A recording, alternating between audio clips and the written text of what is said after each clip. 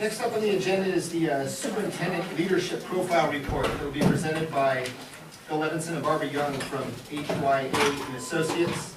It will be noted that the superintendent has left the room for this portion of the meeting. And Bill and Barbara, report. Thank you very much. That's my voice. It's a pleasure for us to be here tonight to present our leadership profile report.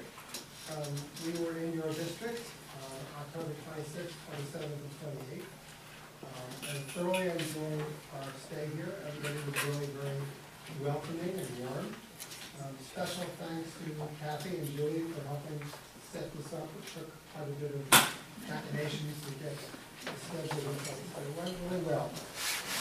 We had the opportunity to meet with 128 people in the 3 days that we were there, which is a good number for a district this size. And as I said before, everybody was really extremely welcoming. There are 3 parts to our report. First is the executive summary. The second is the report on the survey. And the third is a review of the characteristics document. If you look on the first page of the profile report, like this, you can see that we interviewed 5 board members, 32 parents, 26 teachers, 11 support staff, 16 members of the community, 13 administrators, and 25 students. They were great. They were great. They were great. And we got very good information. We asked everybody the same 4 questions. What do you think are the strengths of the district?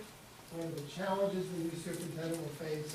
What are the qualities you're looking for in a new superintendent? And do you have any suggestions on any candidate you think might be good for the position? You'll be pleased to know that we have been following up on all the recommendations that we have received. It's always fun to do that. Some people are very flattered. Occasionally somebody is interested. Occasionally we cannot find the person no matter what. We kind of give up at some point. So Barbara's going to talk to you a little bit about the strengths that we found and the challenges that people identified. I just want to say one thing. This is not a scientific survey. This is not a scientific inquiry. This is our perceptions of what people said to us in the notes that we took, and our thinking about what the notes said and what we thought were the most important aspects of what people communicated. So we make no illusions about being scientific. It's really our view. So I will like to start with the strengths, and I want to assure that all of those 128 people that commented and met with us, we document every single line of every comment and then Bill does the merge of the initial documents we each type up, so it's a huge amount of data that we put in as we develop this. So I want to just start. I'm not going to read the document to you tonight, but what I do want to do is highlight some things about the document. And obviously, it's obvious from every group we met with, including the kids, that the strengths of the district is this community. And it's the community from every aspect. It's, it's Wagner Ranch, it's, the parents clubs, it's the foundation, it's the city manager that I met with. Everyone works together in this community to really support the schools. And I think the students really recognize that. They talked to me about the fact that they lived in the right kind of community, the perfect kind of community, a small community. So they recognize that. And also that it's really the center. Schools really are the center of this community. And that it's what draws so many of the people to live here. It's really the schools that have done that. It's also, we also recognized in the strengths that the trustees were recognized by groups throughout that we met with, that your dedication as individuals is a huge commitment on your part, and that you're very supportive in addressing the needs of the community. And also that there is a talented, really dedicated staff. I noticed tonight we had teachers speaking and also representatives still sitting here, and that they provide this strong academic program for the students for your schools. And that many of them, as the first teacher, the middle school teacher came up, was how long so many of them have been in the district and committed to being here. So that's just a brief summary. The second part were the challenges. And I always want to say to the board, whenever you talk to kids or you talk to any adult, the strengths, the challenges always seem to be more than the strengths. It's just how people think, unfortunately. But I think that when Bill and I went through documents and we looked at what was said, I think they really did coalesce into some very key points. And one is that the first thing that came out from many groups is that a unifying vision, a strategic plan with really measurable goals and outcomes was something that was brought up by many constituents. That the fact that the district does not have that in place and it needs to be in place, and it needs to be sort of the driving pathway forward for the district, and for then all the constituents can be working under the same sort of overall umbrella. There was also one of the people said is just always that we heard is about collaboration, and tonight was a perfect example of the number of parents that were here this evening in terms of the commitments to the school. But the plan, in this plan, it needed to have total stakeholder engagement, representative from the disparate paths of the district, so that it was really a cohesive, coalescing kind of document that brought the community together.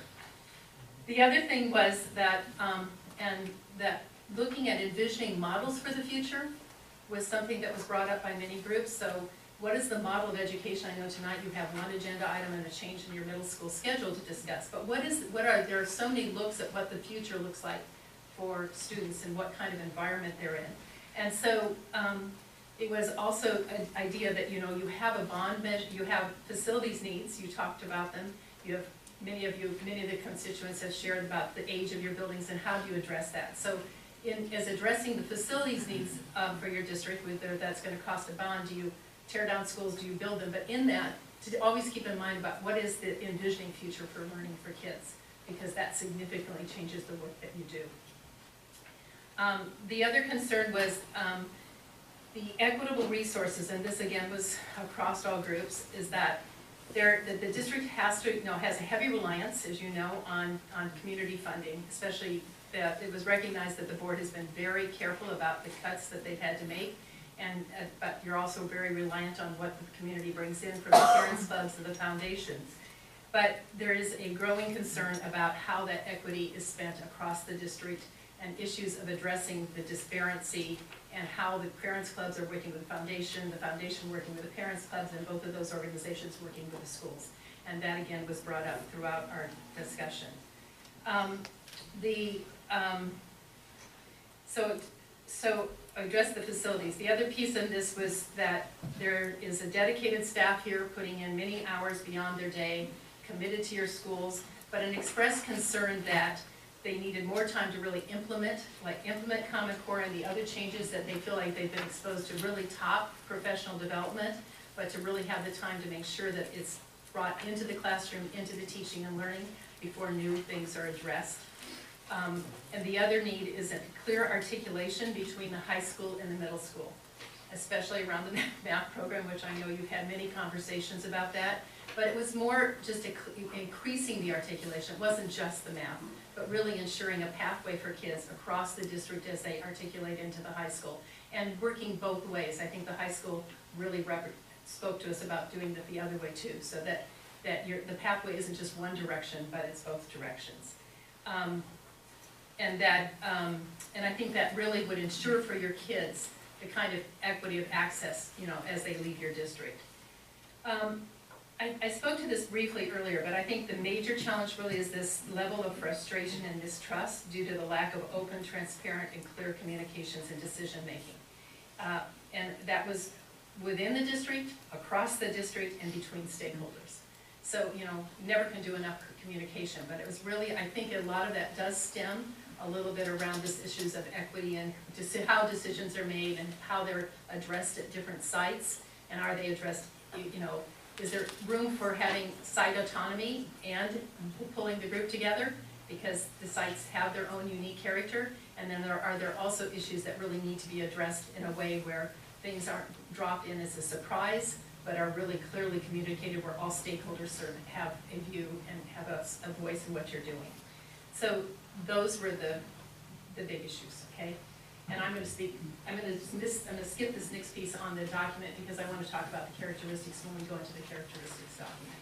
So all that information was generated by the interactions we had with the 148 people that we talked to.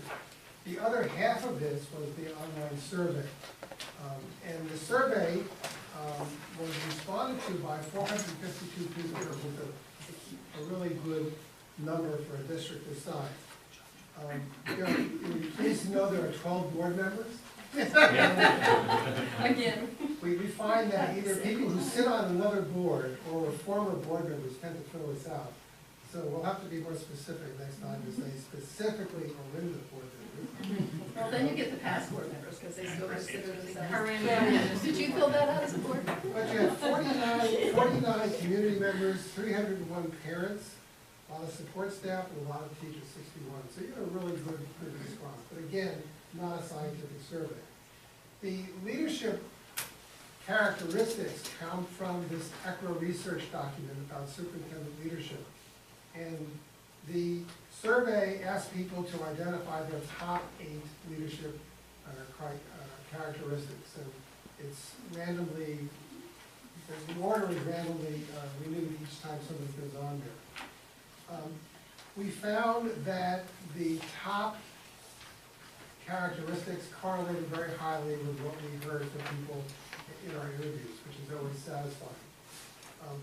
Probably the best thing to do is just turn to the second page, or the third page, excuse me, where the charts are. And mine is in color. I don't know whether yours came out in color. Did yours come in color? No. No, it doesn't matter. Okay. Let me just kind of review how to look at this. So I'm on page 135. Okay. It can be a little confusing. The number on the left-hand column goes 1 through 13. Those were the characteristics in the order in which people selected them across the board. So the highest check, number 1, is listen to and effectively represent the interests and concerns of students, staff, parents, and community members. That's number 1, okay? Now, the next column is the national HYA benchmark, and I think there's about 45 districts across the country. So 38% of the people across the country who took this survey from all these different districts had that listed. The next one overall is the percentage of people who listed it from Orinda. The one next to it is administration, and for some reason there are only 5 administrators that responded. Sometimes people have multiple roles, and they may fill it out as a parent or as a member of the community when they're actually an administrator or a teacher. So it's more important sometimes to look at the global number than it is to break it down if there's a small number. And then across the board, board members, community, parents, support staff, and teachers. If you look across, you can see that this number 1, listen to and effectively represent the interest, is pretty much number 1 and 2 for all the different groups. I don't recommend that you get into the little micro nuances of this, but if you look at the top 4 or 5 across the board, what are people saying? They want a superintendent that fosters a positive professional climate of mutual trust and respect among faculty, staff, and administrators, someone who recruits, employs, evaluates, and retains effective personnel throughout the district and its schools, has a clear vision of what is required to provide exemplary educational services and implement effective change. And number 5, lead in an encouraging, participatory, and team-focused manner. If you want to push down to 6, identify, confront, and resolve issues and concerns in a timely manner. In fact, if you take the top 10, it's a pretty good job description.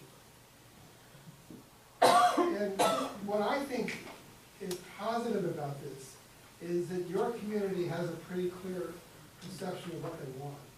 And what people want is very similar across the different groups. There's nothing that stands out here as like, whoa, these people are completely different than everybody else. It's really not the case. And I think what Bill said is that it really aligns to what we learned also in the interview process. So, I think there's a real high correlation between the survey and this, even though 492 people, considerably more were in that. I'd like the board then to turn to the desired characteristics for the superintendent of schools. And because the audience doesn't have copies, this is the one portion, as we do the report, this is the one portion that becomes the area that we need consensus on the board and agreement on this document. We have candidates out there that are waiting for this to arrive on the website with your approval. I mean, they've gone on and watched your board meetings, and they've gone on and read the board packet, because the board packet was out on Friday, so they've seen the draft. But this is the document that really becomes sort of the guidepost for the recruiting, for your interviewing, as we've told you before, for our recruiting and for the candidates going forward.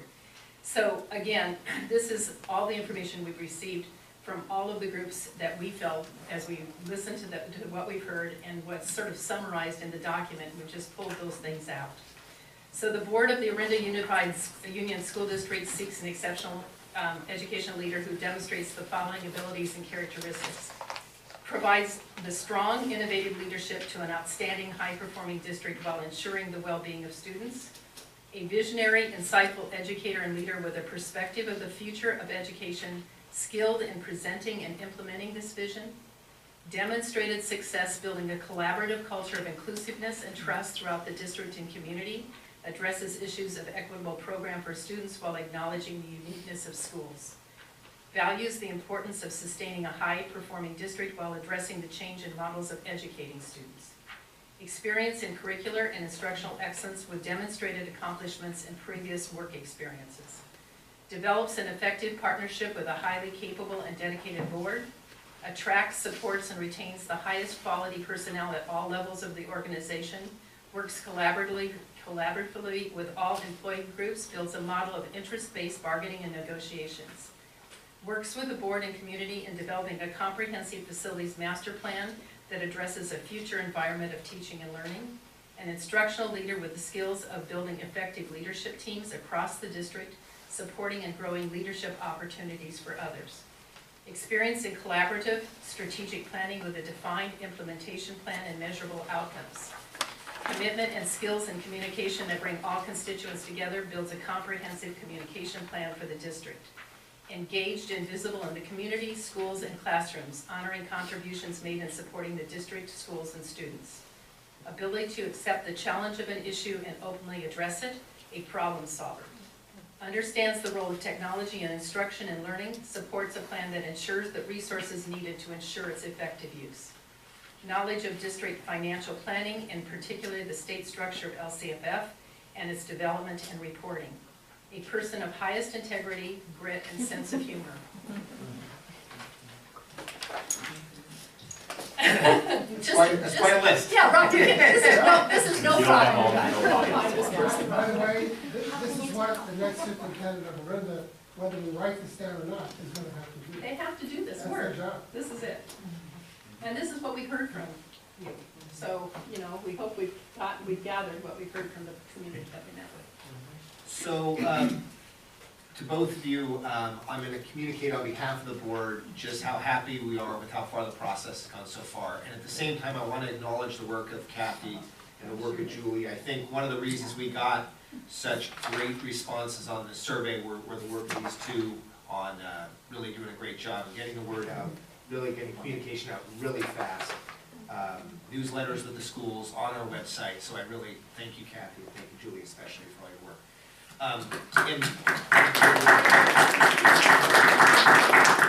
We promised Kathy that that was the hardest part. I hope that's true.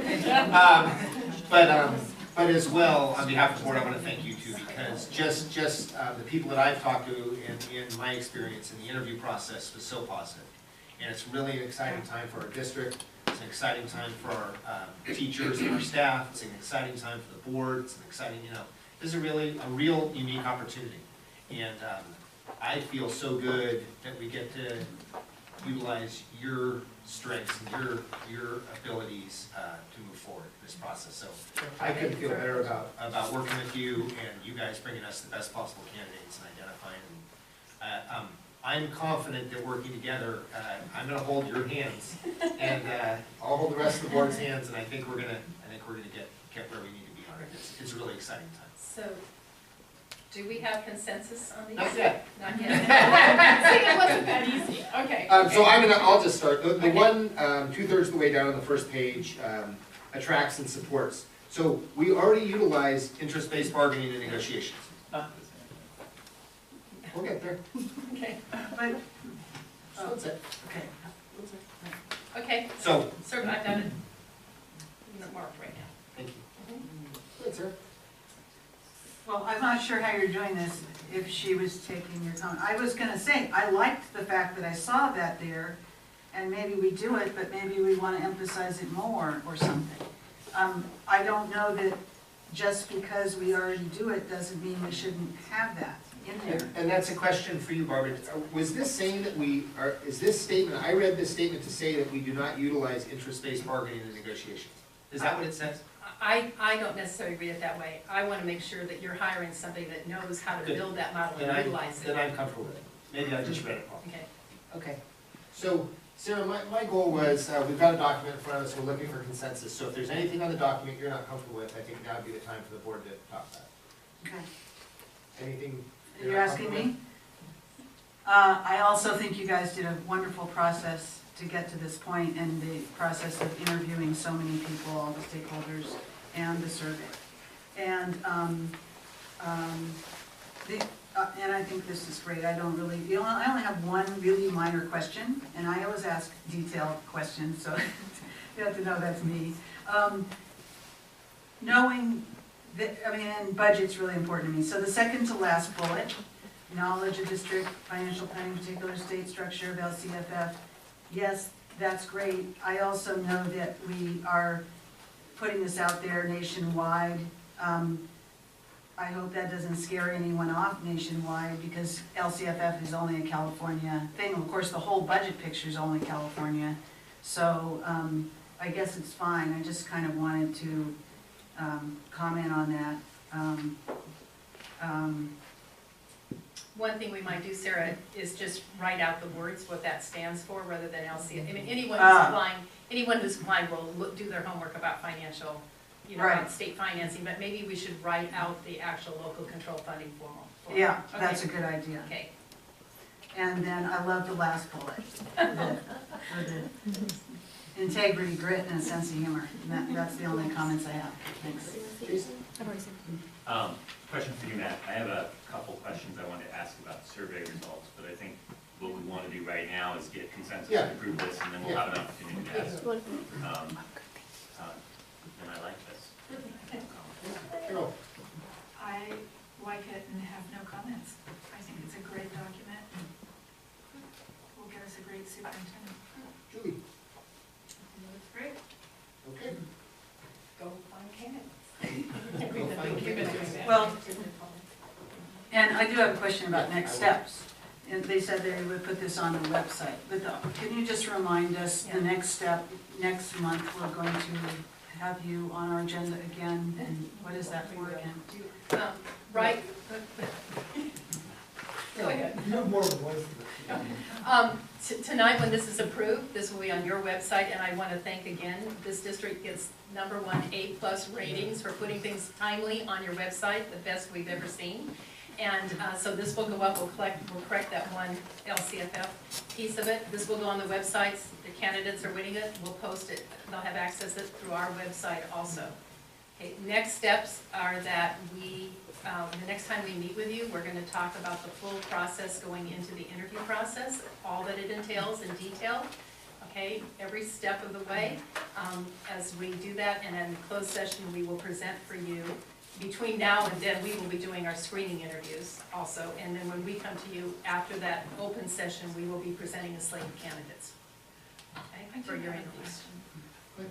What did we just approve? Did we approve this document?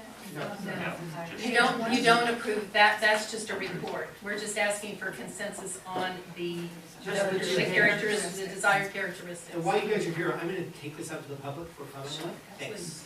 Public comment on this item? And then OEA President. Yeah.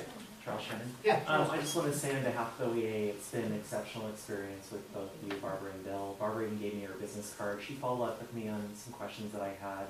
Really appreciate that. We met as a rep council tonight, and I expressed that we picked the right firm. We're heading in the right direction.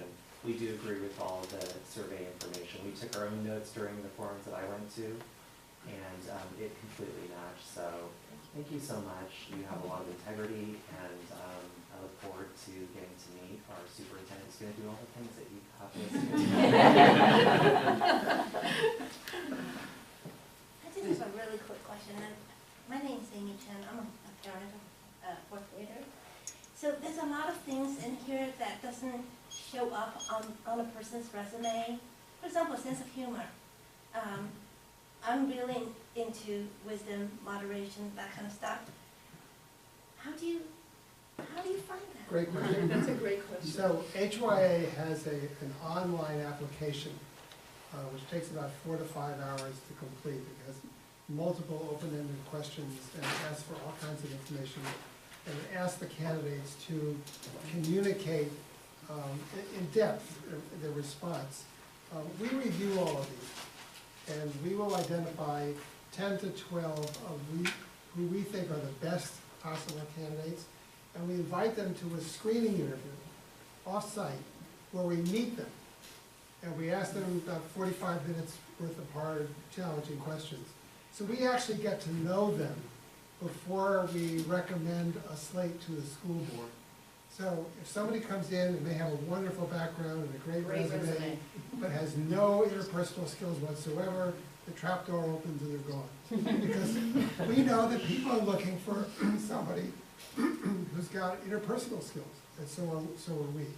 We also do a lot of reference checking, and at this stage, it doesn't take long before you can get a sense whether this is a person that we would want to spend a lot of time with.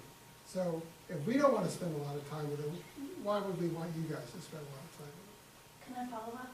Sure. So I manage apartment buildings, and so when I have vacancy, a lot of people apply, and one of the things I always look for is references, but I never call the current landlord because they may be desperate to get out of this person. I always go a couple of landlords before. So do we. So do we. Okay, We that's don't what I go wanted there. to hear. We don't like, if you give me a list of names to call, Right. those are people you want me to call, okay? Right. So by the time it comes to the board, we're talking about a different level of calling, okay? Okay, that's what I want. Thank you. Other comments from the public? I just wanted to say a couple more things. And I'm reminded after Charles speaking, I really didn't know we were gonna get this breakdown by stakeholder group, and I really appreciated that, because it was really interesting to me to read the answers from the different stakeholder groups. So thank you again for your survey. And the other thing I just wanted to say, maybe to Julie, is so if we're gonna put this on our website, do we want to send an email out to the community? Here's our final thing, or is this supposed to be more under the radar? What's anyone thinking? We could do an update, like sort of an update on where we are in the search process. Okay. And that would probably be That's more a good helpful than just saying, look at our website, rather. That's Yeah. So what happens is. Next steps, maybe? Yeah, so I can drop that. The characteristics document is sent to HYA, they put it on their website as well, and it already is a link to your website.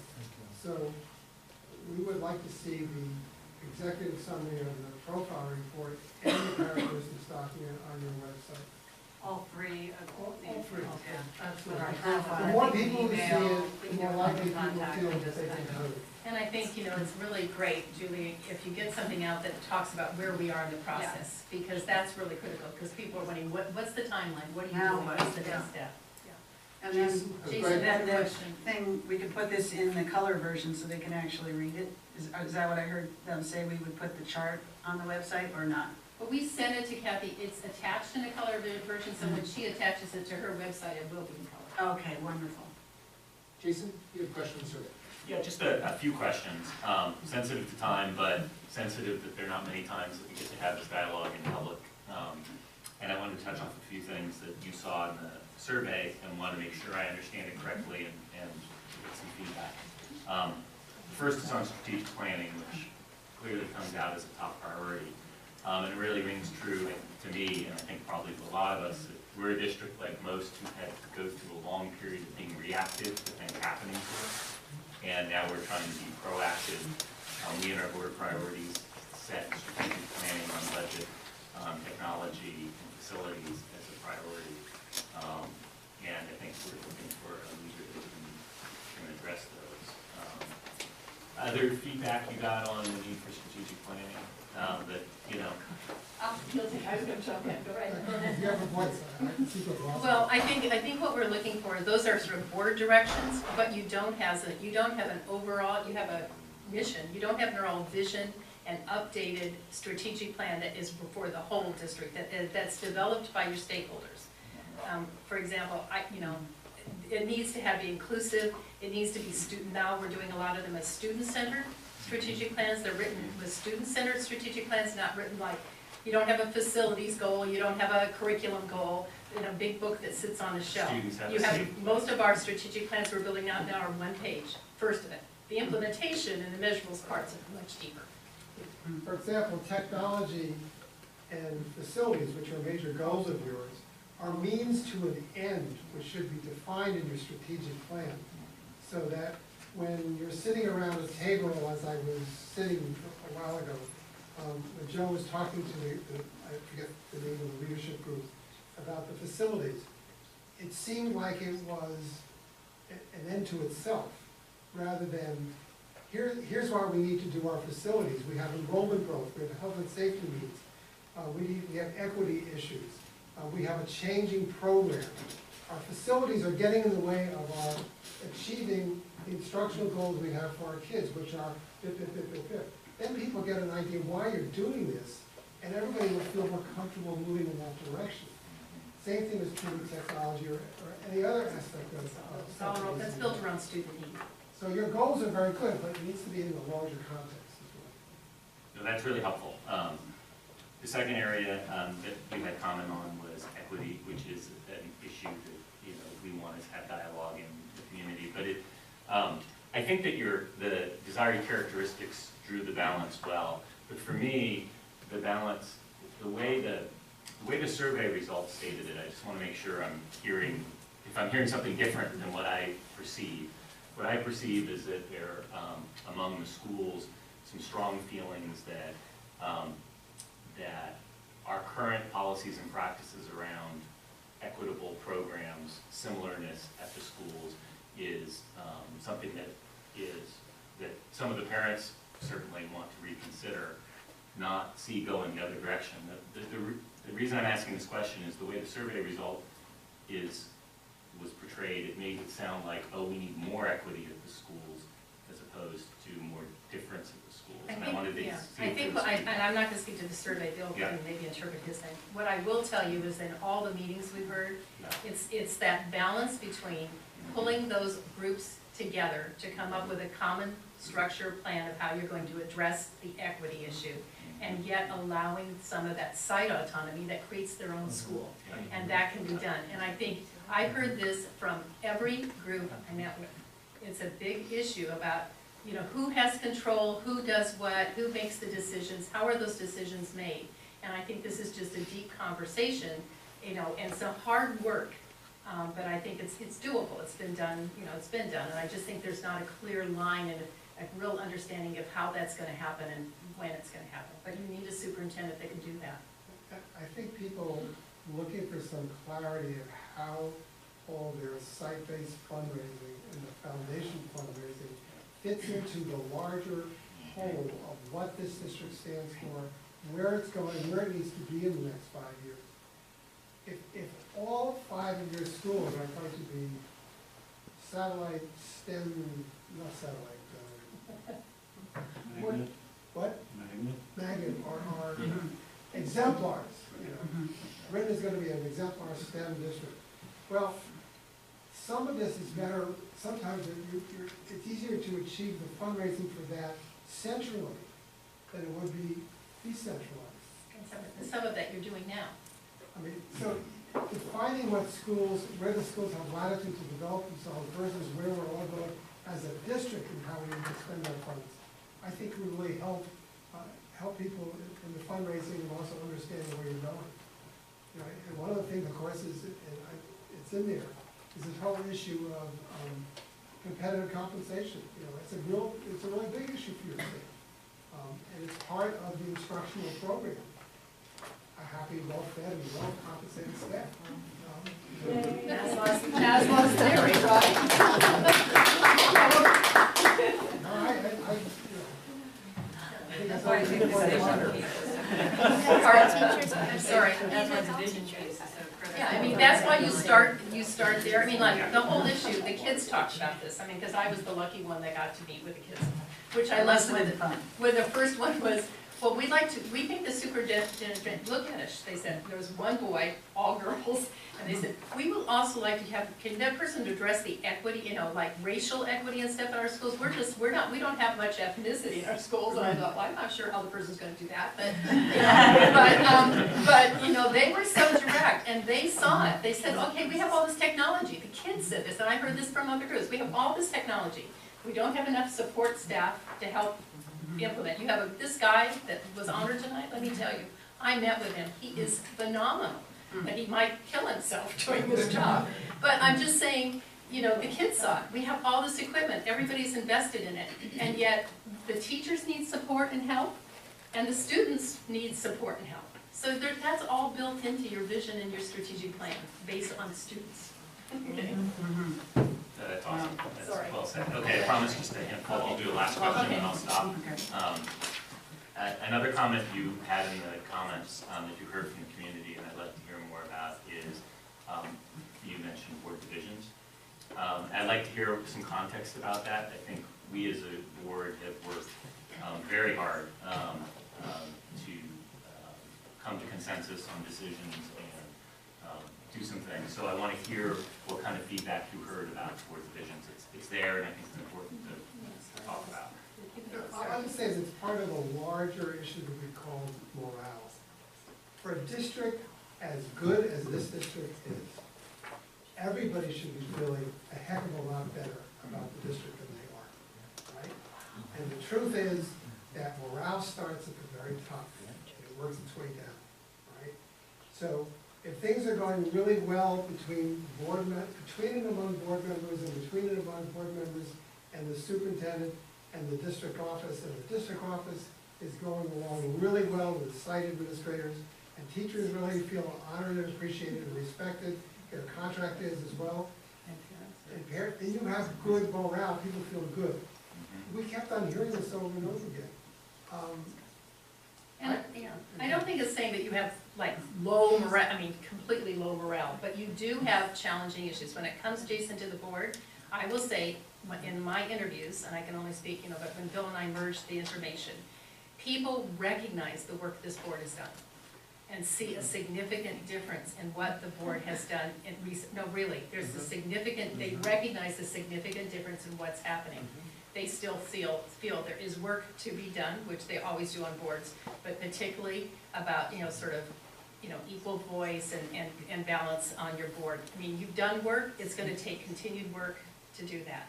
And, you know, you need a superintendent that knows how to work effectively with boards. I mean, you're their boss, but they work with you, and that's really critical. I think people were saying that you know, they would like to see a superintendent who's more extroverted, they'd like to see a superintendent Absolutely. who is more inclusive in decision-making, less top-down, more transparent inclusivity. Doesn't mean that the person can't make a decision, it just means that there's a process that's being used to make decisions, that people are aware of, understand how it's working, and are comfortable with the results because they feel heard. Not necessarily got what they wanted, but they feel heard. Example as to what you did last night, what you did tonight for the solar panel. Everybody got heard. You made a decision, people moved on, people seemed satisfied that you had a good process. You won't make you can't, well, you know that job. That's why you get paid the big bucks, right? But, you know, I think that, you know, I really think you have, this is such a unique opportunity with this hire. Because, you know, I mean, a lot of people said, we don't want the pendulum to swing all the way over because so many things are great in this district, but there are ways that the pendulum really does need to swing. And I think that's what we tried to capture in the report. And we're telling everybody this is a great issue. No, I'm not saying anything about morale. No, but we're also honest with our candidates. They should know their challenges. And a lot of them have already done their homework and asked us. You know, I have to say, I really liked it when I started reading the strengths. And then when I got to the challenges, I didn't like it so much, but you guys really nailed it. I mean, I think all of us on the board would agree, that's the most important part, and we're pretty aware of them. And you really got it right. There are challenges, they're not weaknesses. They're not overcome. Yeah. They're challenges. Did I say challenges? Yes. I did, good, because I didn't know. It reads as if these are negative deficits. They're not These are areas that a superintendent has to be able to demonstrate leadership. So when we do our screening interview, we can pick any one of those characteristics and build questioning around that really challenge that person to demonstrate and express what their leadership skill sets are, what they know, and what they believe. And you'll be able to do the same thing in your first interviews and your second interview. Sir? Yeah, I just wanted to add, I love the idea of somebody who can do strategic planning, but I'm also a little bit confused, and I've been on I was on a strategic plan for Bonnie's district, and I know it can take a long time too. But I think that would be great for us, and I love a superintendent who can do all these things. It's like we're looking for this amazing person. But what do we do if we get we've got, the spring budget process. Are we talking about the following year? We've got LCAP, we've got our regular budget process. If we get somebody who comes in the spring, what we want to be, I feel a little bit confused now as to how do we time all. Well, I think as expressed earlier when we met with the board, and I think, it was summarized by Matt, you have said to us very clearly that, boy, if somebody could move in, a month, the next month or the next day, great. But if you find the perfect candidate, you're going to be flexible on that person's schedule to ensure that you hire the best possible candidate. Right. And that's what we've been telling the people we're recruiting. Okay, so we'll just have to go through the spring figuring it out little by You little. can do that. Yeah. It's Yeah. all doable. I've done Right. it in 2-3 districts, so you can do that. Okay, thank you. Thank you very much.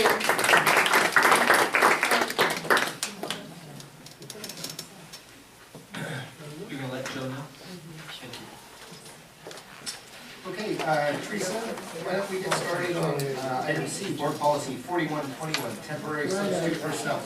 Thanks, Barbara, thanks, Bill. Thank you. Safe drive.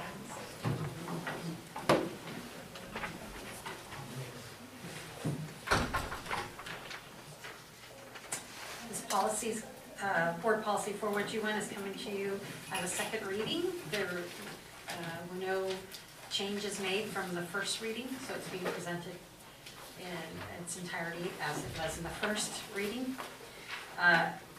Board policy 4121 is necessary to be updated due to temporary and substitute staff now are entitled to sick leave.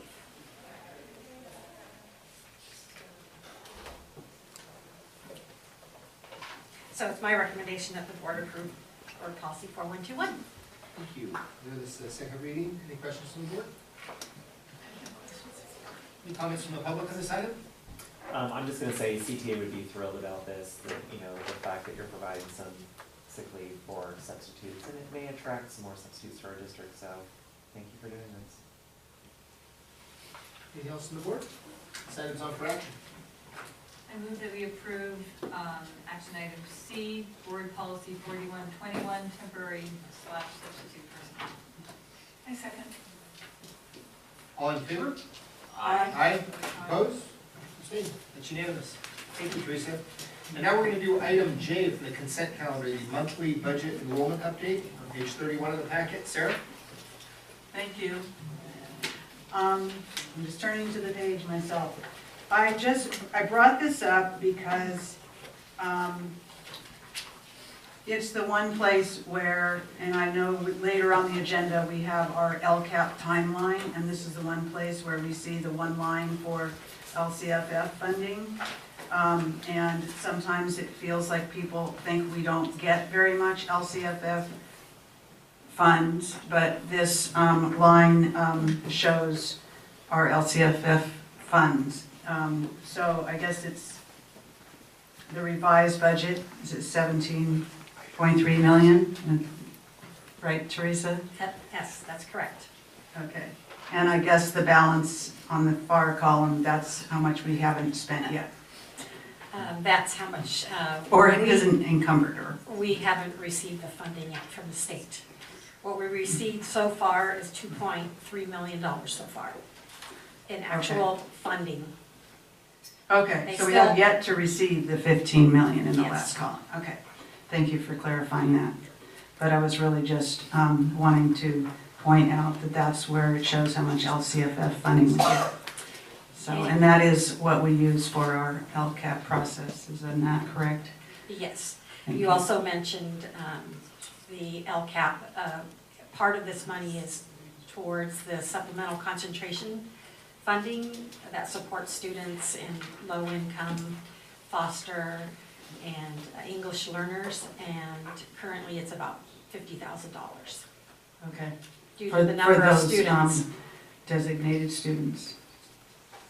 Thank you. Any comments from the public in this item? Send this back to the board for action. Sarah? I'll move that we approve item J, the monthly budget report. Second? Second? All in favor? Aye. Aye. Opposed? Abstained? Unanimous, thank you. We're now on to discussion item A, the OIS block schedule pilot program proposal. Michael, thank you very much for your Patience. patience.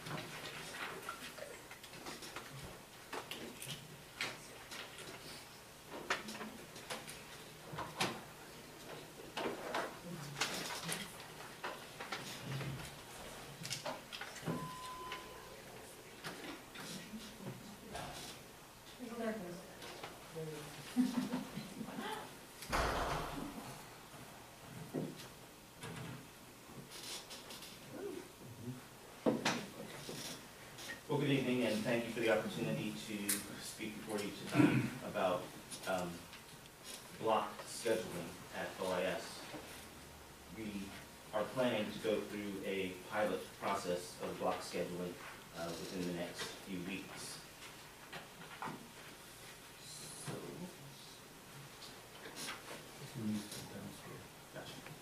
So what is block scheduling? For the purposes of our discussion, block schedule is a non-traditional scheduling model where at OIS, rather than students going through a 7-period day, their students would go through fewer classes per day, and the classes would be longer in time. This idea has been discussed at OIS since 2013-14 school year. As we were implementing the Common Core standards, I had teachers approach me and ask if we would ever consider a block scheduling model.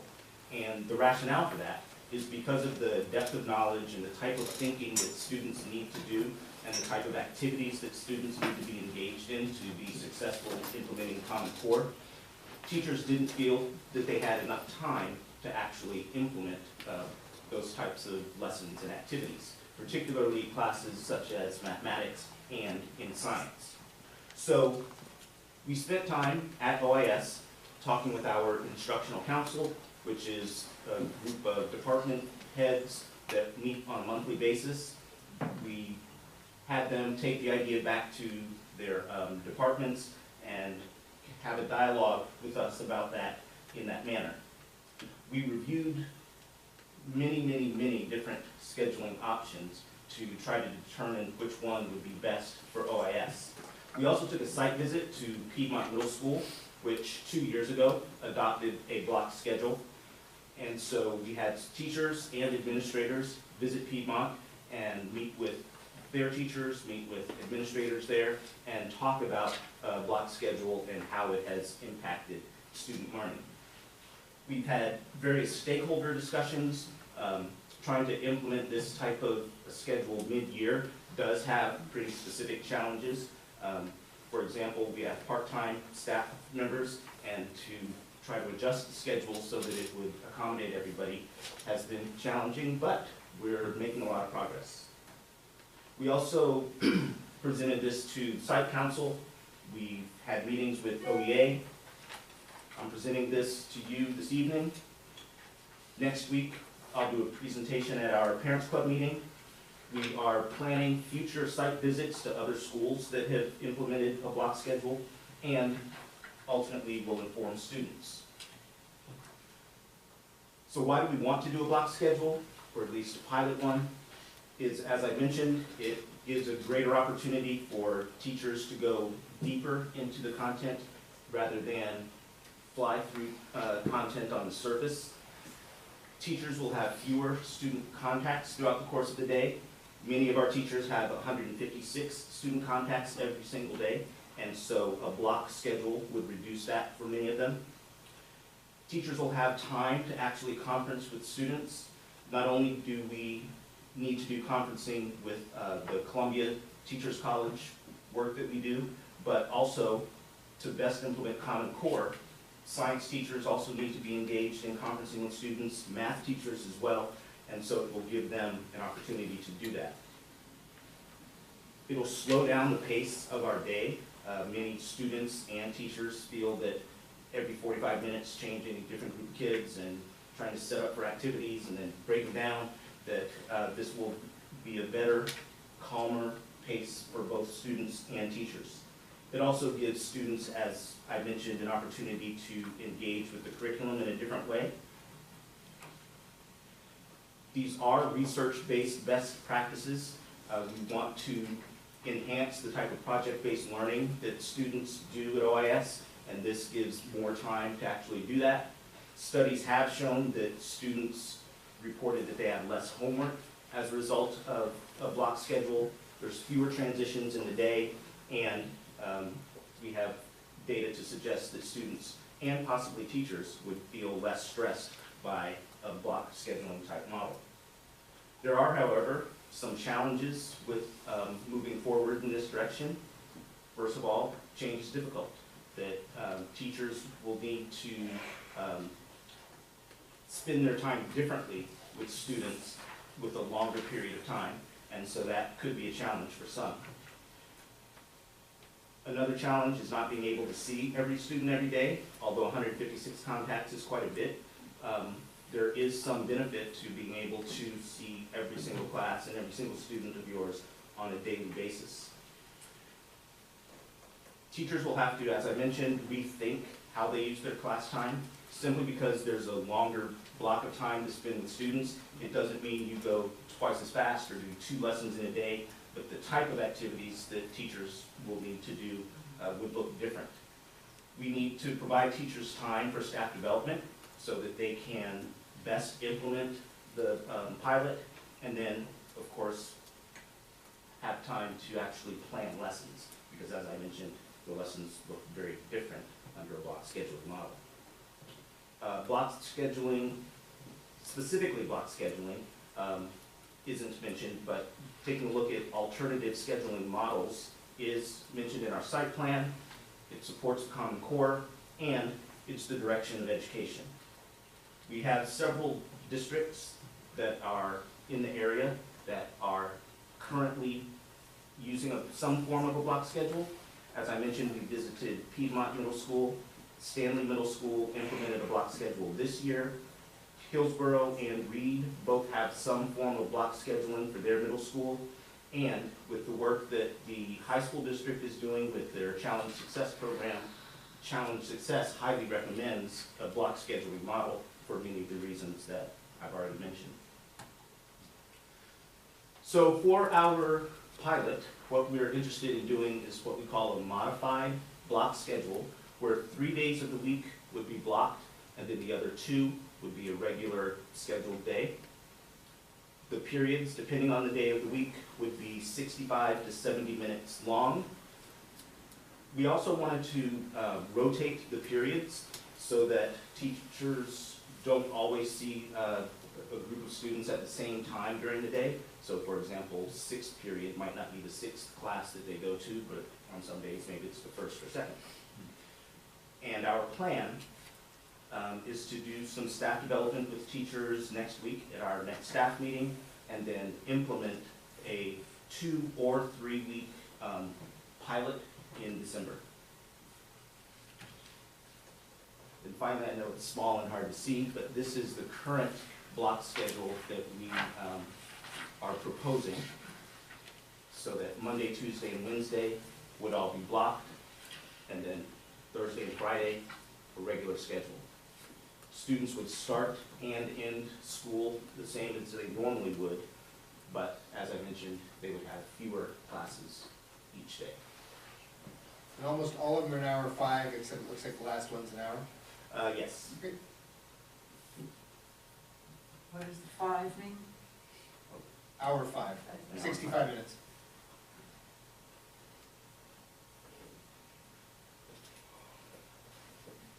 Looks like block 6 on Mondays, an hour 10, Yes, Mondays, because they're early release. it's an early release, so there's fewer classes. So that's the length of the block, 1 hour and 5 minutes? Depending on the day, it's anywhere from 65 to 70 minutes.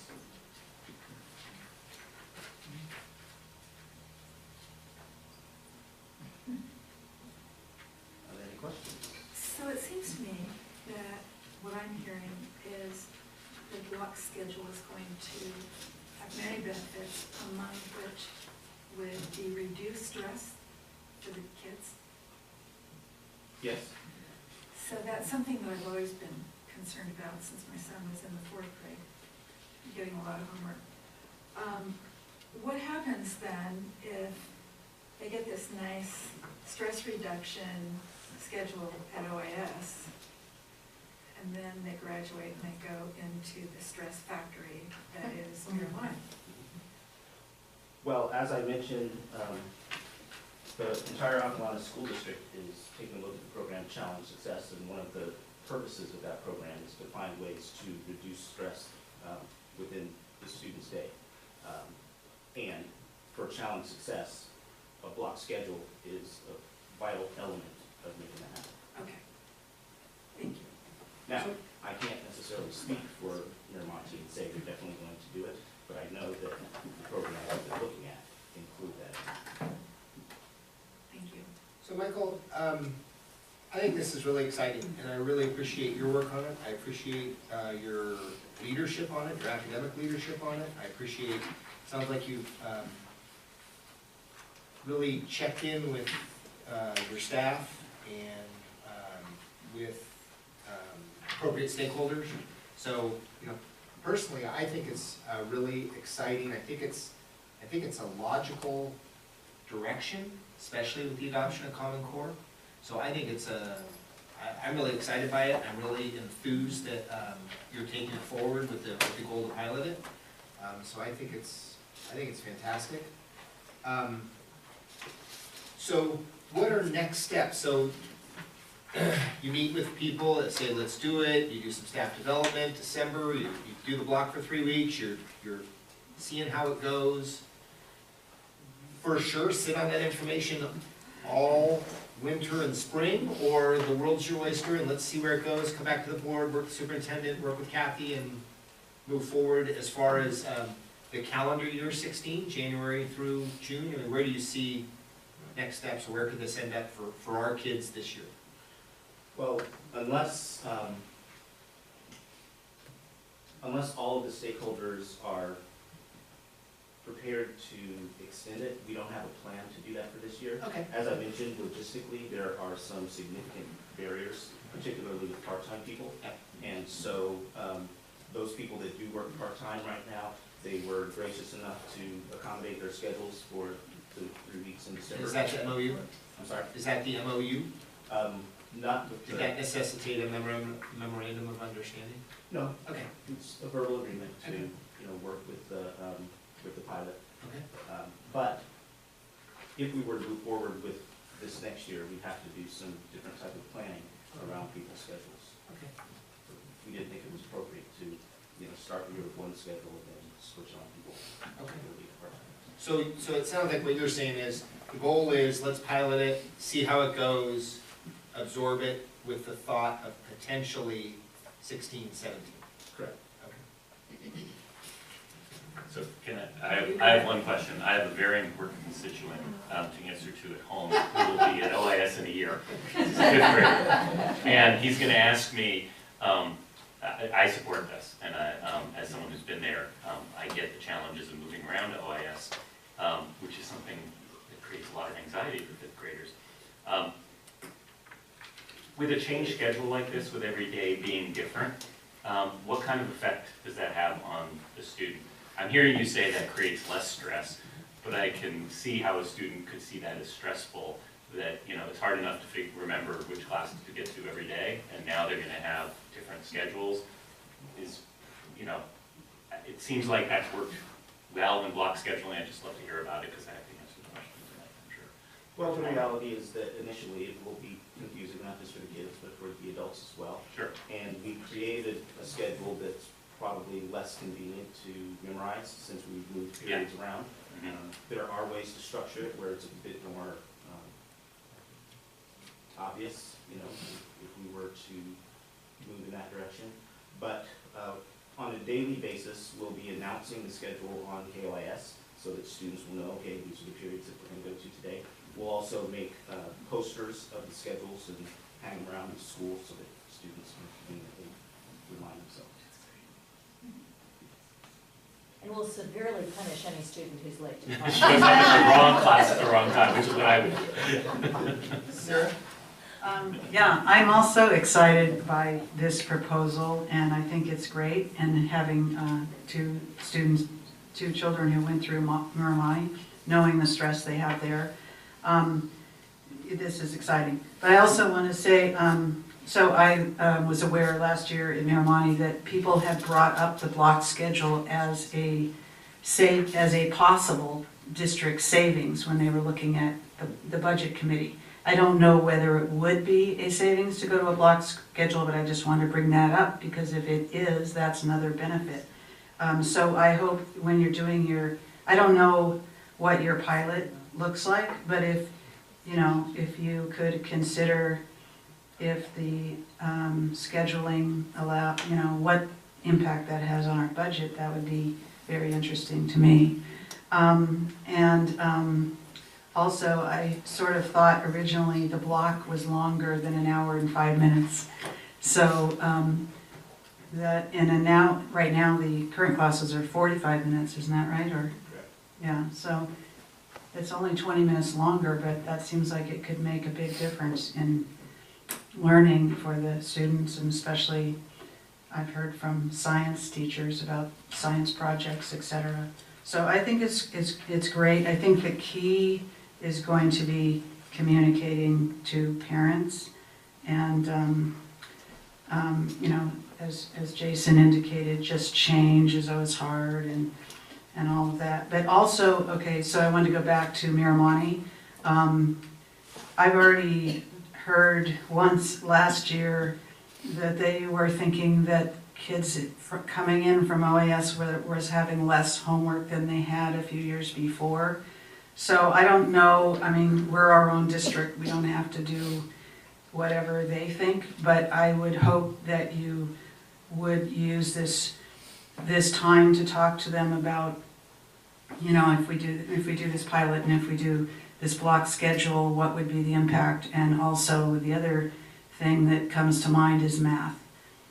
Is this going to affect our math classes? And we always hear complaints as board, we always hear complaints from parents about the different math levels and, the transitioning between OAS and Miramani, and, so how would this affect math? I don't know, but we always have parents complaining about that. So I hope you can address that in some way in this process.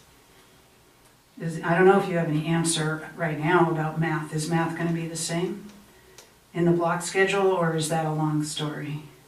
It's not a long story. None of the courses are actually going to change. So all of those courses will still exist as they do now. It's just Okay, great. Michael, could you briefly address a modified block versus a block? And I don't want to tie you up time-wise, I'm just curious, I don't know what the difference, I understand you're looking at a modified block, kind of Monday, Tuesday, Wednesday. Is a block the same thing, but it's 5 days a week? Yes. Okay. Or there are different models where, depending on how much time is in each block, that it goes on like a 2-week cycle, where within a 2-week period of time, kids will ultimately see all of their teachers and have all their classes so many times. But again, we have a lot of constraints. One, because we're doing it partly through the year, and you know, we're limited in what we can do with the 3-week pilot. But I think the intent is to give us a sense of how students respond to the additional time and how teachers react to it as well. So the idea would be to ultimately, if it's successful, implement a full block schedule, or to try to do some sort of modified, or you're just kind of waiting to see how? We don't know. At the end of the process, we're going to solicit feedback from teachers and get their input. We'll also survey students and see how they react. So the details of that would really depend on how people respond. And it may be that our staff thinks it's a terrible idea, it didn't work for them, so, but it may be just the opposite. And in developing the pilot schedule, we tried to compromise because there were some people that were pretty adamant that they wanted to be able to see every class at least once a week during the day. And so, you know, we wanted to compromise and do it modified block. I guess my concern on doing like a short pilot with up to 3 days a week is that the kids won't necessarily see as much of the benefit on the homework piece, because, you know, it won't be like an every other day or something where they would only have certain homework every night because they've got the Thursday and Friday. You know, so I'm just wondering how, you know, if it'll be like that great a benefit to them in that 3-week period, and I don't know if your feedback from them will be as positive on the homework piece at least. You know, but so that's just a comment, but, you know, I do want to say that this is something I've wanted for a really long time. I think Joe can attest to that, but I'm really excited that you're running this pilot. I wish Miramani would do it, although I mentioned that to my daughter, and her reaction to a longer math class wasn't positive. But I do think, I mean, for science and for math, you know, under Common Core where you can go deeper and do more labs and you know, take longer periods of time to do that, I think is a great idea. And I think it does, you know, I know Gunn down in Palo Alto just implemented it in their high school this year, and that was a big push trying to reduce the stress of the kids with the homework every night. And so I think it's like all positive, and I can't wait to hear your results. What's more time we can put our kids in with tutors? There's not enough time. That's a Exactly. joke. That's a joke. Michael, of those schools you listed, how many are, we obviously don't exist in a vacuum, how many are going to full block as opposed to modified block? Is it kind of morphing into modified, or do you think block scheduling is where it's going? Piedmont and Stanley have a modified block. Hillsborough and Reed, it's a full block. Okay. Any comments from the public on this item? Well, Shannon, are you president? I just want to say, pilots take extra time for teachers, and I want to commend the teachers for putting forth a lot of extra time and effort to try this out. I'm sure it's not going to be easy, and they're going to work together to make this happen, get some good feedback. So OEA welcomes that feedback to see what the future may look like with block scheduling. But I know it takes a lot of extra effort. I've done pilots before, and they just got done with report card writing. And so I think they were ready for a nice break, but they're going to be right back into making this work. Chris? Thank you, distinguished board. Didn't want to sit here all day and not make a comment. So If you could introduce yourself and give your address. Dr. Christopher Severson, 50 Mark Road. Thank you. So I like the idea conceptually of the block schedule. I think that's great that we're exploring that. I just wrote a few ideas down, or a few concerns, I guess. I always come up with concerns about things that I'm sure you've thought about, but I just wanted to say them publicly. One, if we're going to a block schedule, you have a kid that misses a day, they potentially could miss, 3 days of math or something like that. And so that's one concern, and how we work around that of what the makeup makeup component would be of how they would catch up or something like that, would be one thought. Another thought about PE, usually the idea of PE is you kind of get exercise every day, so that maybe is not quite as amenable to a block schedule, so that's one concern to think about. And then I'm a huge fan of individual student pacing, so to the extent that this can help students and teachers individualize their instruction and their pacing, I think is good. So when we're talking about block schedule, if we can, in my opinion, if we could think of ways that we could individualize the instruction, that would be great. And then lastly, I think the pilot schedule the pilot program is great because I'm sure you're going to learn a lot over these 3 weeks and see what you come up with. Thank you, Chris. Other comments from the public? Okay, this item's on for discussion only. Anything else from the board? Michael, thank you so much. We really appreciate it. Thank Thanks. you.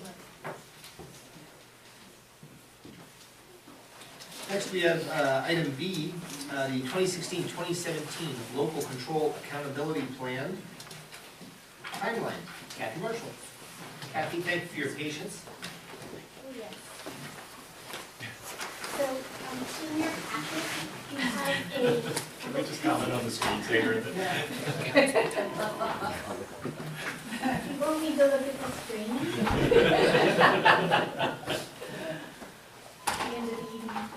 But in your packet, you do have an outline for planning purposes only as we prepare for the 2016-17 LCAP. And so the years all mesh together. And so I would like to be able to walk you through what we are beginning, what we're involved in, and what we're planning for. So we're actually in the year 2015-16, and that local control accountability plan was approved last June. And so we have been, from the time that it was approved, in the process of implementing the actions set forth in those goals. And so you will see that throughout the plan, we are in the process of implementing those goals. We are also, at the same time, planning for next year and for that LCAP that will come to you later this spring. And part of that, if you are to look at the first few months this fall, has been to really determine our students who are in the supplemental funding category as well. And so we go through an assessment process, we go through an identification process. And so when you see in September, but mostly in October, identifying unduplicated student counts for supplemental funding, this includes our English learners, our low income, and our foster youth, our socioeconomic disadvantaged as well. And that's a process that will continue through December as we certify our data.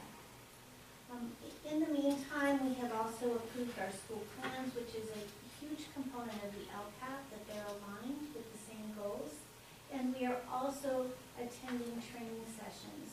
I was in attendance at one today, which really looks at what are we, now that we are moving into continuing with the LCAP, what does that look like? What do we need to be paying attention to? Most important is the metrics, which we have some concrete data as a result of the CASP this year that we will be using and have been analyzing, but will be part of the LCAP in a little bit different way for next year.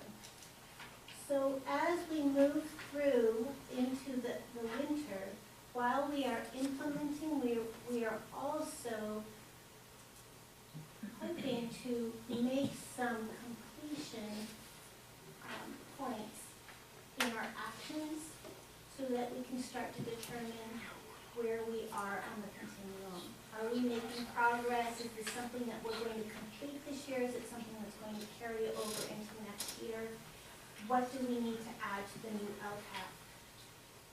Through that process, we will continue to build another year onto the plan. So it is a 3-year plan. It will continue to be a 3-year plan. And while we're building that 3-year plan, we're annually updating what we're doing right now within the current year plan. The local control accountability plan is on our website.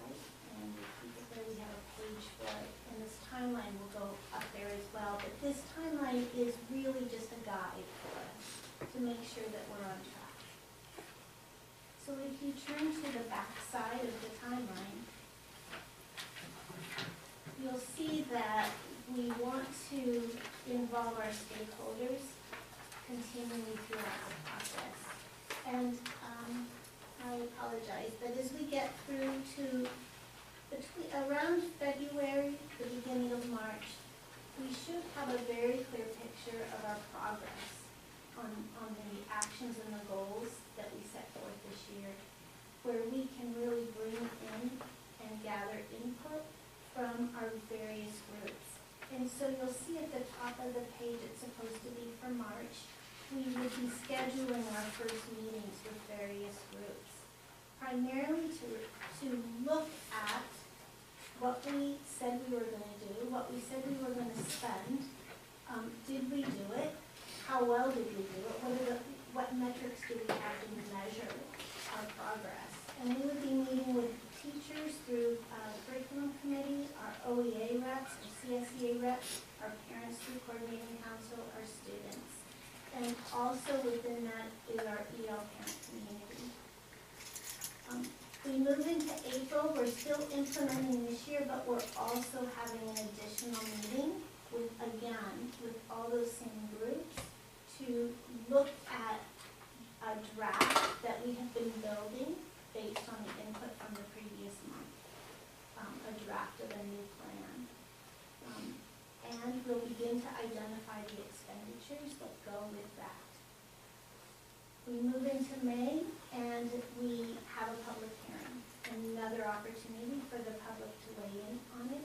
This is a draft. This is a draft of, again, what we've accomplished this year and then the next 3 years of the plan. And we then post it on the website and it will follow the same process that seems to have been successful for us, although we may get input to do it differently, but at this time our timeline is operating on the same process where it's posted and when we receive comments, we respond to every comment that we receive through the website. We come to June, we have made any changes to that draft plan based on the public feedback and the comments. We bring it to the board for approval. The LCAP needs to be approved by the board prior to the budget. So it has been strategically placed on those board meeting nights so that takes place before the district budget. Again, it's just a guide. If changes need to be made throughout the year, they will be made. But overall, it's a way for us to work with all of the constituents who have interest to participate in the LCAP, to be involved in it, and for us to be able to articulate the work that we're doing. At each meeting that we have, which involves any of our actions, we are continually talking about it. There's 5 goals. They are curriculum-based, technology-based, under the umbrella of our first goal, which is student achievement. So, if there are any questions. Thank you, Kathy. I know how much time and energy and thought goes into this, and you do a great job at it. So I really, really appreciate it. Any questions to the board? Yes, I have some questions. Let's see. So according to this timeline, we would be looking at the draft district goals, and I understand we're going to be looking at that next month instead, right? Yes. Yes. Okay, so aside from this agenda item we have here on this timeline, and then next month we're going to be addressing the district goals, and of course the district goals feed into the LCAP. But after that, the board, we won't be addressing this again until May, when we have a public hearing for a draft LCAP plan. And I just wanted to bring up, last year I felt that even though Kathy Marshall does a wonderful job and our district does a wonderful job to get input from all stakeholders, I feel like the board is a little bit outside of it. And I wanted to bring that up to my fellow board members. It seems like we have the LCAP process. It also relates to the budget. I think it would be good for us, especially this spring, to have either a session on the LCAP for us or a budget study session where we can also address some LCAP issues.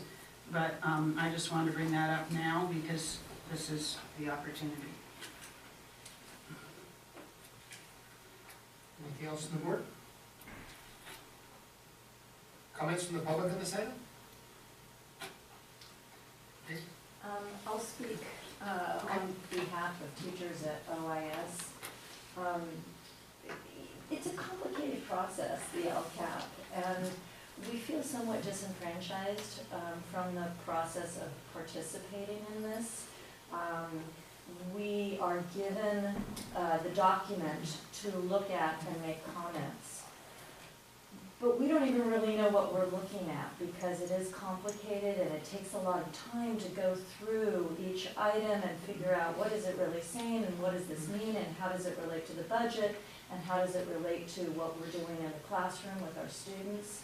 And there are other districts that have a protocol that's much more participatory on the part of teachers and other stakeholders. And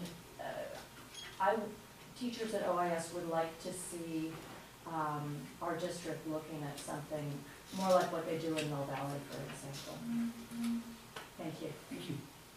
Other comments from the public? So, for discussion over.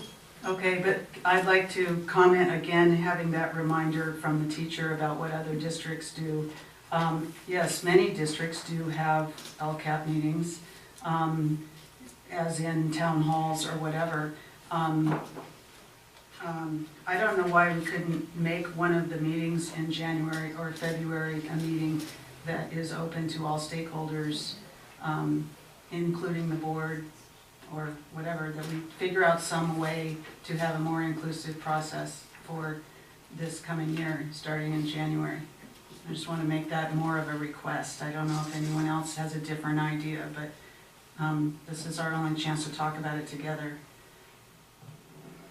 I remember that in our board workshop for setting priorities and goals, when I was new and didn't even know what goals should be, but one of the things that I stated was I'd like to see the LCAP process opened up. I'm not sure how to go about doing that, I will readily admit that, but to hear that from Catherine and to hear her say that there are other districts that do it in a more inclusive way makes me feel the right way. So I'd like us to think about that. I don't have any real firm suggestions for it now, but I'd like to look at that. I'd like to second that idea, actually. Jason? Can I ask a question on the same general topic for the first and second stakeholder meetings that are currently scheduled for March and April? Did those happen in that time period last year, and do you envision them being any different this year, and sort of how they engage stakeholders? If you could describe them a little bit. Yes, they did happen last year, and the way that they occurred was in a meeting setting. So at each of the meetings, we reviewed portions, we broke it out, portions of the LCAP. So the first meeting in March was for the current year. People meet in small groups, we discuss what each of the actions means. We meet in small groups, we chart out our accomplishments or what we still need to work on. And so it has been a group process. Typically at the teacher meetings, that would have been at curriculum committee and at LCAP, with whichever reps were invited to that. session. And then CSEA, and the EL parent groups, we have special meetings for our EL parents, and then the student leadership at OIS. Coordinating council as well.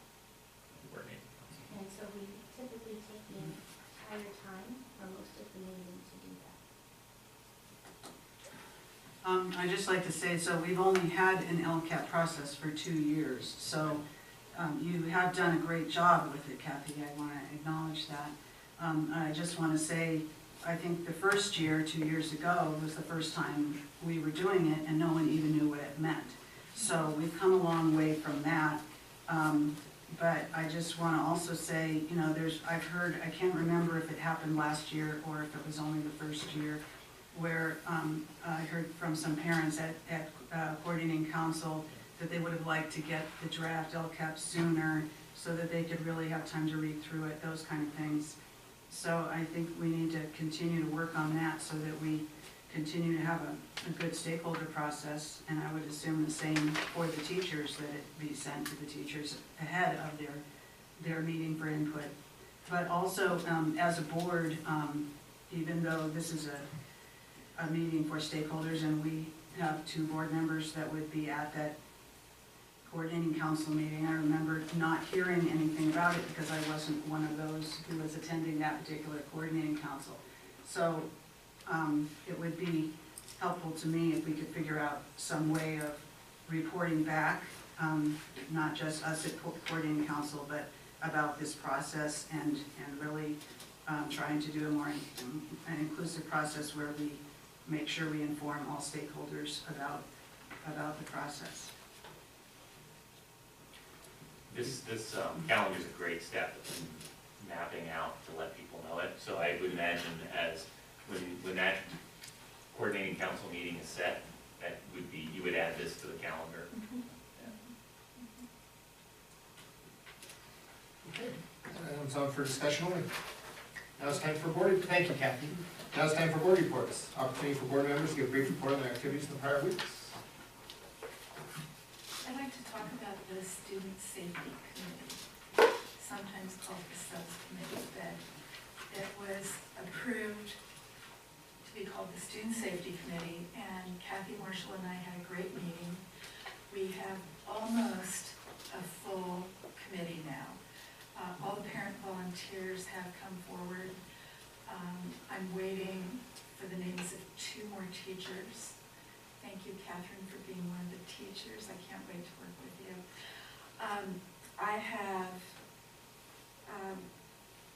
Kathy and I decided that we would have 5 meetings of 2 hours each. We will hope to start. We have 4 potential dates for November for our first meeting. I've drawn up a list of questions that, 12 questions I think, that the committee can ask and discuss. I'm running it by Jason, since he was the one who crafted the compromise and wanted to make sure that these questions captured the spirit of that compromise. I'll be sending Kathy a draft of just ideas of what we should cover in each of those 5 meetings. So we're getting ready. And I hope to have the full committee this week. OEA does have 2 more names. I'll be giving them to you tonight. Thank you. We have a full committee. I serve on the Orinda Bus Transportation Authority. I represent our board on that committee, so that's made up of a city council member from Lafayette, Orinda, and then a school board member from those 3, as well as from Aquilani's. The buses, it's not going well. There are a lot of challenges in transporting children to and from school. The bus company has a problem with the mechanical ability of their buses to run. They have problems hiring bus drivers. The Google and tech firms have taken all the bus drivers and offered them huge amounts of money. At some point, if you keep raising the salary of school bus drivers, people will stop using school buses, and this company knows where that number is, so it's a real challenge. They're out recruiting retired people which is a real good resource for drivers. So there's a sense on that committee that the transportation company is not responsive enough. They send 3 representatives every meeting, and they hear everything, and they have active feedback, and there's good back and forth of information. But their attitude is kind of like, we're doing the best we can, and the best isn't good enough, and that's about as good as it's gonna get, but we'll continue to work. So it's pretty disquieting. The city council members who have been on city council for a long time, Lafayette and Raga, they don't take any crap. So they let these people have it pretty good. And Juliet Hansen, who is the superintendent, if you want, puts her in a pretty awkward position because she's got to work with them every day, but somebody's got a lot of light of fire under them. So it's interesting to be in a meeting where there's a lot of, I wouldn't call it conflict, but certainly a lot of, you need to fix it now, kind of a position. So all concerns are being addressed, but we've got kids in Orinda that aren't being taken to school. And we've got kids at OAS not being picked up and taken home. And when that happens, systems are in place to address that. Immediate text messages go out. There's an alert system. That system's really good. The fact of the matter is these kids need to be picked up, taken to school, and they need to be picked up from school and taken back. So there are a lot of challenges. They are being addressed. The city just announced that they're going to be doing some significant paving work, which is going to reroute buses. Up L20 now, and some of the smaller curvier roads above Lake Cascade, you can't take a full-size school bus up there. So we use these smaller buses, and those buses are older and break down constantly, and the drivers need to be trained for mountain driving, and there are a lot of challenges. So, like I said, it's kind of an exciting meeting to be at. This group would like to meet probably twice a year and high-five and move on, and now we're at monthly meetings to address these challenges and make sure that the bus company knows that this is really things that need to be addressed. So, I just want to share that. Thanks for doing that. Thanks. That's what we do. I just want to say that Sarah and I met again last week on our governance handbook subcommittee, and we're making very good progress on that front. We kind of agreed to put aside some of the guiding principles, vision kind of stuff that we think we really need to work on as a board that would be part of the handbook, but feel like we need the whole board together, you know, maybe during a workshop or something to address that. So we're really focusing on fleshing out the protocols, incorporating the ones that we agreed on at our meeting a few months ago, and then fleshing that out with additional protocols to try to make it a bigger document that encompasses, is more all-encompassing. So that's kind of where we're at, would you say? Yes. You know, Thank you. I'm preparing for 2 Masters in Governance class this week.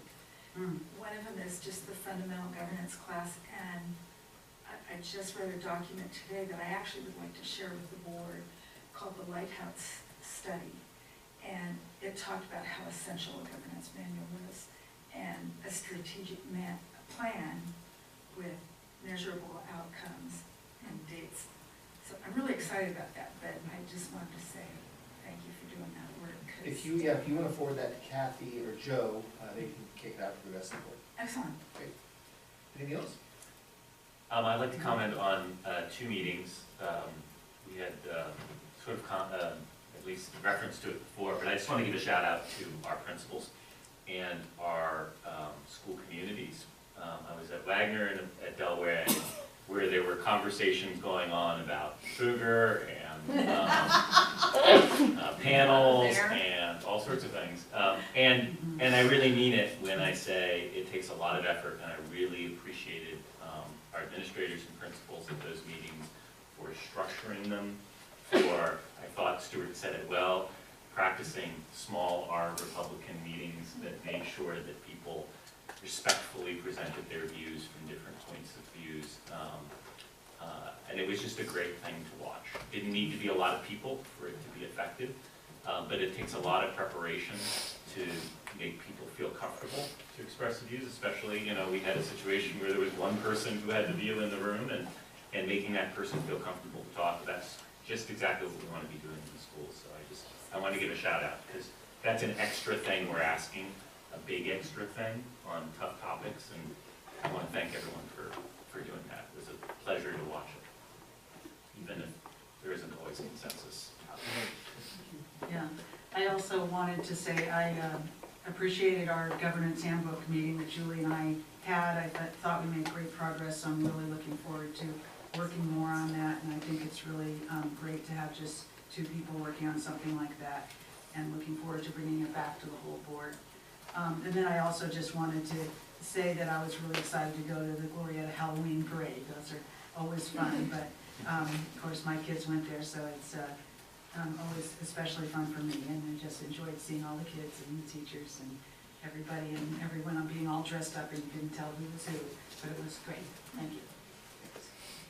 Superintendent.